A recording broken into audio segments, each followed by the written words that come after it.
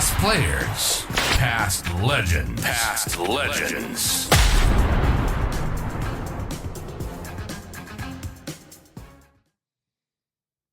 And tonight we're pleased to welcome Darren Potsy Webber, member of our winning Shield side in 95-96.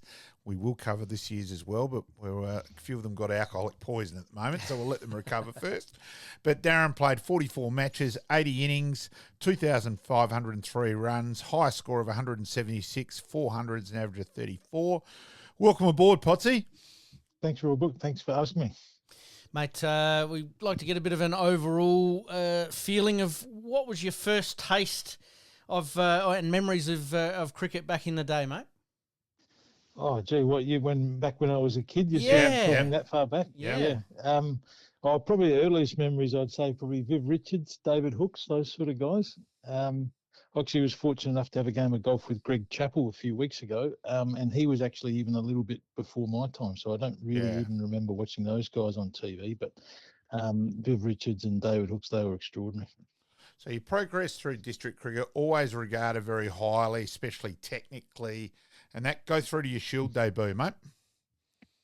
How I went that day, or how I was feeling? Go through it. However way you want to go, Potsy. Yeah, and how old were you at the time? Yeah, that's a good question. I imagine I was maybe 22, probably 22. The thing I remember the most about my Shield debut, it was the 100-year centenary of Shield cricket, and it was South Australia versus New South Wales at Adelaide Oval, and there was a big celebration, and there was a dinner on the night before the game. And I remember sitting at the table before the teams come in, and it was my debut game, and Mark Waugh from New South Wales came in with somebody else, and I distinctly remember him just whispering to someone, "Who's that guy?" And so that's probably my biggest memory of that game. But then I think I got 30-odd in the first innings. But from memory, I think we got beaten, but it was a good game, a lot of good players. It was really exciting. Yeah, playing your full-strength New South Wales sides, as Dizzy said back then, was harder than what Test matches were, and along those lines. Yeah. Right, let's go. They had some good players. I also remember I met Don Bradman at that dinner, so that's a memory. Yeah, that is a pretty big memory, mate. All right, it is the theme this week after South Australia winning the Shield. So your memories of the 95-96 final, Darren, where I'll say straight out, I reckon you're always a bit unlucky to be batting 3 like the kid at 3. I think Jamie should have batted 3. Buff was at 4, Jamie batted 5, Brayshaw 6. Yeah. So I think you're a little bit unlucky there. In general, Potsy, I think it would have been better for your career to have been batting 5 or 6, but that won't be thigh there. But what's your memories overall of the final? Obviously the nerve-wracking last day, etc. And Gilchrist's innings.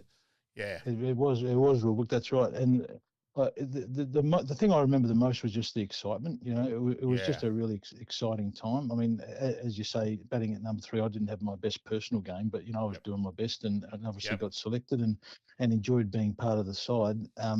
Leading up to that, comfortably 2, but maybe 3 years prior to that, we had a really, really good, consistent team. Yep.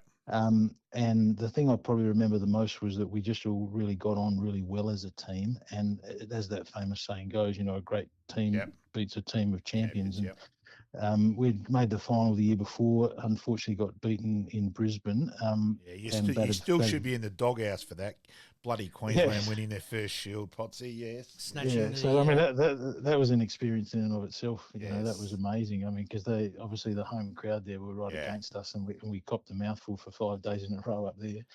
But that was an incredible experience. And then to do well again the next year and get it at home, obviously, because we'd dominated most of the season, and then fortunately we hang on for a draw. But I remember Adam Gilchrist after the game, he said to one of the reporters, that he thought they'd dominated the game for the 5 days. But I'm not sure that I necessarily agree with that, because probably other than his innings, it was probably pretty even, but it's just late on that first day, and the next morning he just took off, didn't the whole different tone for the game.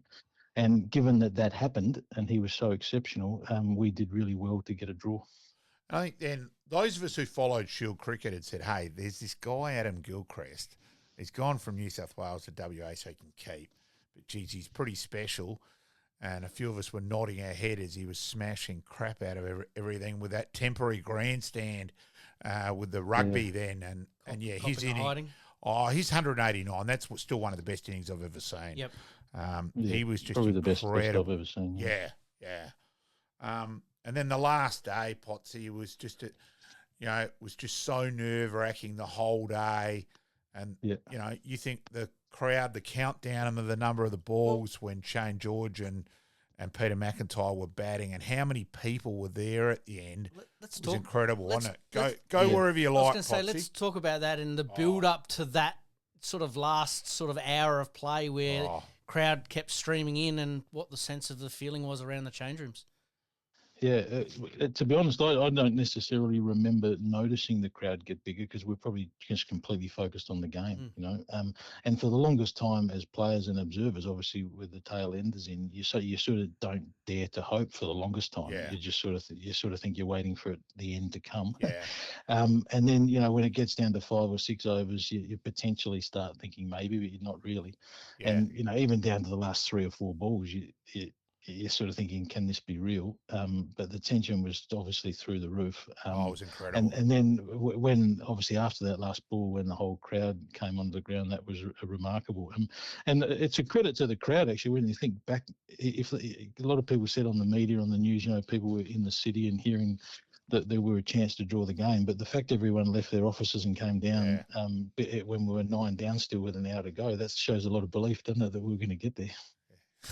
Misguided, really. I was still totally stunned how Georgie and Macca hung on, but stories that legends are made of, really, isn't it? Oh, it was incredible. It was obviously a classic game. Yeah. A couple other things, so Darren. One of my favourite memories of your career in terms of was an Adelaide Uni Premiership. Now the grand final was played at Uni Oval.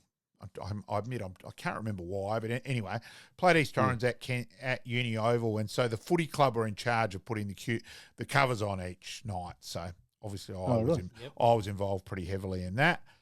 And then after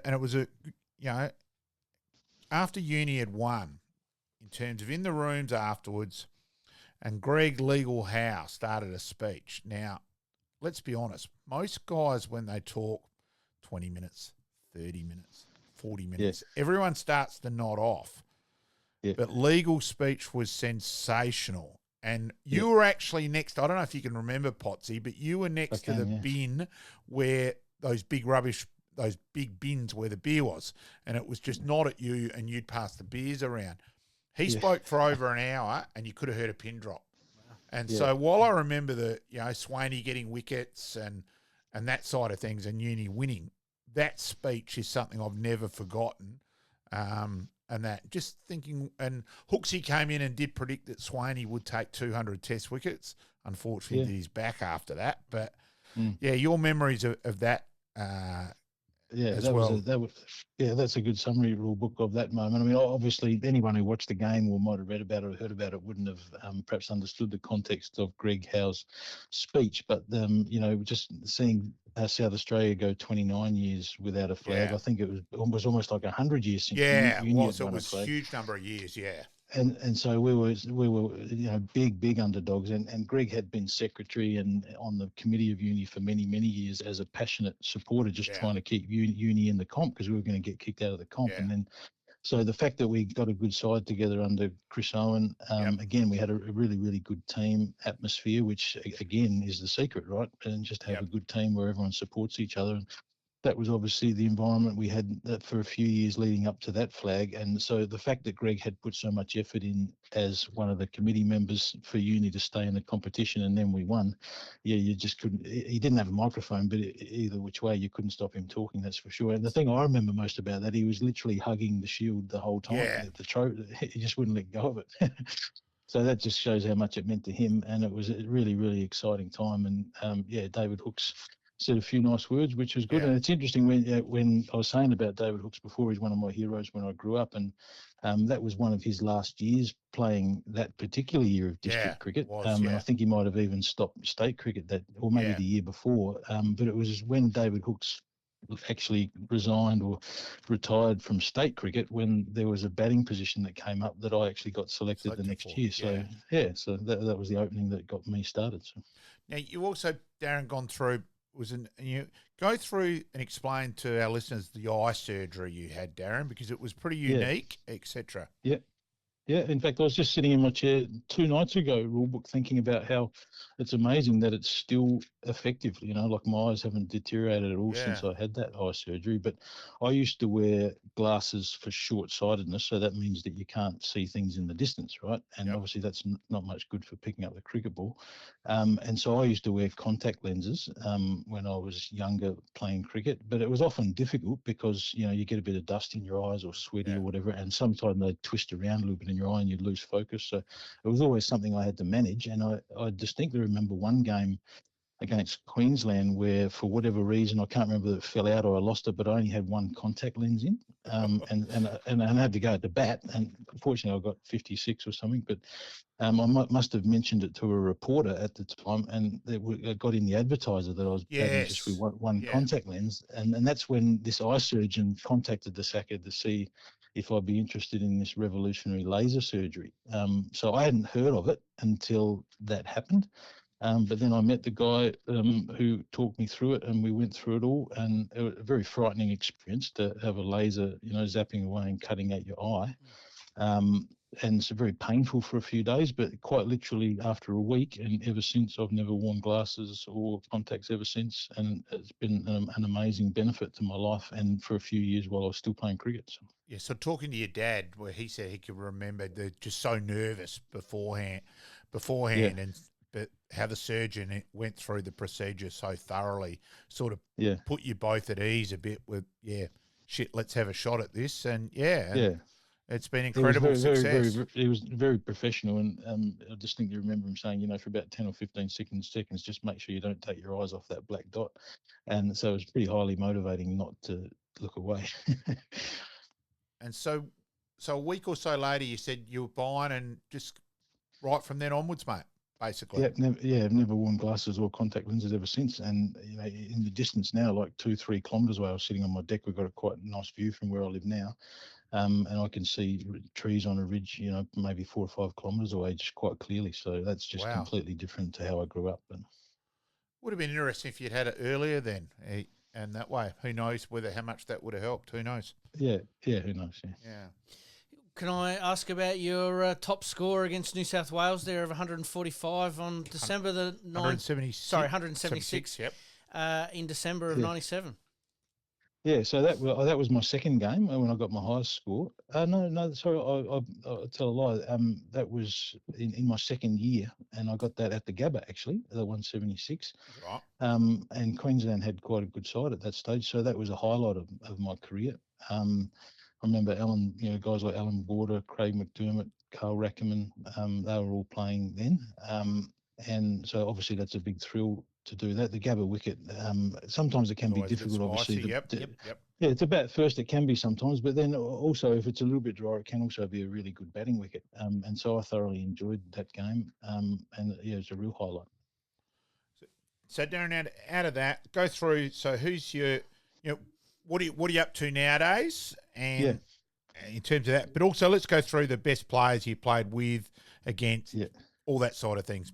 You go whatever angle you like. Yeah, okay. Oh, thanks, Rul. I mean, in terms of what I'm doing now, I stopped playing cricket when I was 26, actually, which is quite I knew you were unusual. young. Yeah, and so I only probably played, I can't recall exactly, to be honest, but maybe 5 or 6 seasons of Shield cricket, and had a couple of times when I didn't go so well and got dropped. So there was a few form slumps in that period, but I had a few good little stints as well, which I enjoyed, doing well.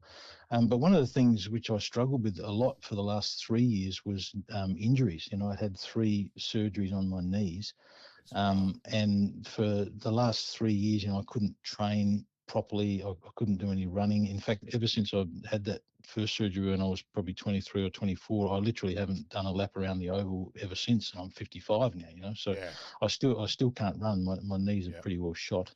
Yeah, join the club. Yep.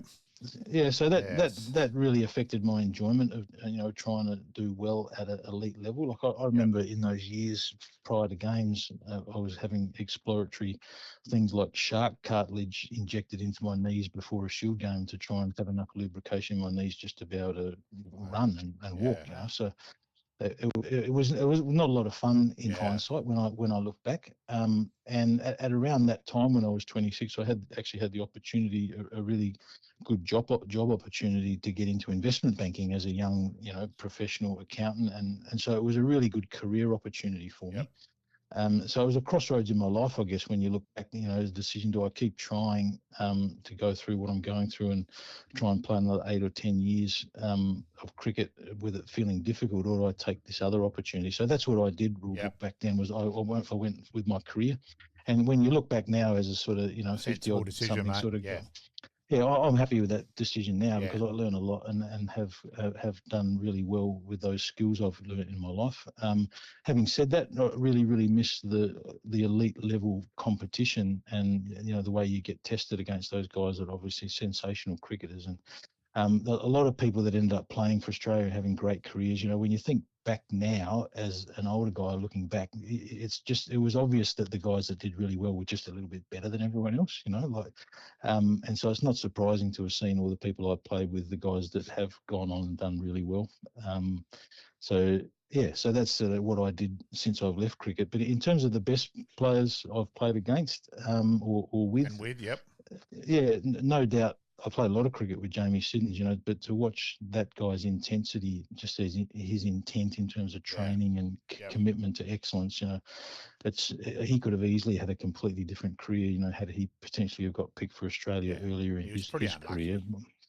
For whatever reason, that didn't happen. It didn't happen, but he was a remarkably talented athlete, both physically and mentally, and many people talk about it, just the most remarkable fielder that you'll ever see. So he was incredible to watch and a big inspiration to play under, just in terms of work ethic. And so the most difficult bowling spell I ever faced was against Joe Angel, actually, at the Wacker. He got bounced, didn't he? Bounce off a Yeah. length, yeah. Yeah, and so that particular day, I was batting at 6 when I first got into the side, and so I was in against a new ball at the end of the first day, and the Fremantle doctor was up and he was charging in, and that was frightening. I remember one bouncer coming straight at my face, and I literally got my glove in front of my nose, at the last millisecond, I think. But so that was probably the fastest, scariest bowling I've ever faced. Interesting, another good story was when I was trying to get into the side as a young cricketer. I don't know if you ever remember the Adelaide Oval indoor cricket nets. Yeah. And it's not much fun in an Adelaide winter facing fast bowlers in those indoor nets because with a new ball, because if you get hit, it stings a bit. Yeah. Mm-hmm. Yeah. And I remember facing Shane George, Dennis Hickey, these guys that were really quick in a net. And Dennis Hickey was lightning before he did his back. He was so quick. Yeah. They were so quick. And so I was a young guy, and I imagine I got put in the net against the best bowlers because the coaches wanted to have a look at how I'd go or whatever. Yep. But at the time, it was when Tim May was bowling really well for Australia, and he was bowling in that net as well. And I distinctly remember that I couldn't lay bat on his balls. Like they were spinning and bouncing and drifting, and he was bowling arm balls. And so I was handling the fast guys okay, but Tim May in the indoor nets, that session, I couldn't hit the ball. You're not the only person to struggle batting against TBA May, mate, over the years. Yeah. So that was a very interesting experience, given that normally in the indoor nets, it's the quicks that you don't really want to face. Yeah. Hey, Darren, some great highlights. Obviously, the Shield win. It was huge. Finally, 29 years later, we finally win another one this week. It's been an awesome week in Adelaide. What a great win. I mean, to get behind the 8 ball again when everyone didn't expect it and have to chase 270 and then be 3 for 20 odd. What an amazing partnership. The partnership between Kez and Sanger was fantastic. And well done. There was a bit of touch of irony, Potsy, that there's a Shield moron in myself that I had to leave at tea because I was working at Nord. And I'm thinking as I'm leaving, as a Shield moron leaves, all these Johnny-come-latelys were coming in. So, yeah, it was a bit ironic and a bit frustrating in that regard. But, yeah, a fantastic result. And obviously still great memories of 95, 96. And just I think that is still the most nerve-wracking day of cricket I've ever tried to watch for the whole day. Yeah, amazing game to be part of it. When I look back personally, I'm very, very fortunate to have won 4 premierships, if you call the Shield a premiership, in my short career. So I stopped playing when I was 26, and we won 3 premierships with Uni in that period. Yeah, Uni had a real. I was thinking then, as you said, obviously I remember that the one at Uni in particular, but yeah, Uni did have a real strong run there for a while. Yeah, and again, it was a great team rule book. Like we just all played for each other, cared about how each other went. And I distinctly remember when I was playing for Uni at that time. Obviously, if you got out for a duck or 1 or 2 or whatever, you'd get upset and do a lap around the oval until you didn't have the shits on anymore. But if one of your mates made 100, you'd literally enjoy the night just as much as if you'd made 100 yourself. We were a really good, tight team, and obviously the fact that we had a good team at Uni and we had a good team with the stateside during those few years, it's not surprising that you win the trophies when you're all working hard together and got a good ethic. So obviously the coaches, whoever's running those setups at that time, helped to create that. But sometimes it can be a little bit elusive. But that'll be the one thing that I probably remember most from my career is just the enjoyment of being in that environment when everybody's going and putting in their best effort for a team win. And it seemed like it was, as an observer, it seemed like that was what it was like for South Australia over the last couple of years as well. No, well put, Potsy. Who was the biggest joker in the locker room during that period? Oh, good question. Who might that have been? Buff was always. Yeah, I was going to say Buff, where Buff tried to release the tension a bit, where he dressed as the mummy on the last mummy and that sort of thing. Tim May was always pretty sharp with a few jokes. The one-liners. Yes, nothing's changed in that regard too, Potsy. He's facing his health demons at the moment, but caught up with him a few weeks ago. Tim was over from Texas, and the one-liners were still very much out in force. Flowing thick and fast. Yes. Yeah. Hey, Darren, greatly appreciated, mate. And it's nice of you to ask me for a chat. Yeah. Yes, I reckon it's only probably about a decent screw punt from my place to your mum and dad's place. So, yeah, that's right. Dad said that he enjoyed catching up. So. Yeah, greatly appreciated, Potsy, and touch base again soon. Yeah, all the best. Thank you very much for talking. Thank you, mate. Thanks, Have a nice Potsy. evening. Bye. Thanks, See ya. Potsy. Appreciate it. Liking this podcast? Please like, rate, and subscribe.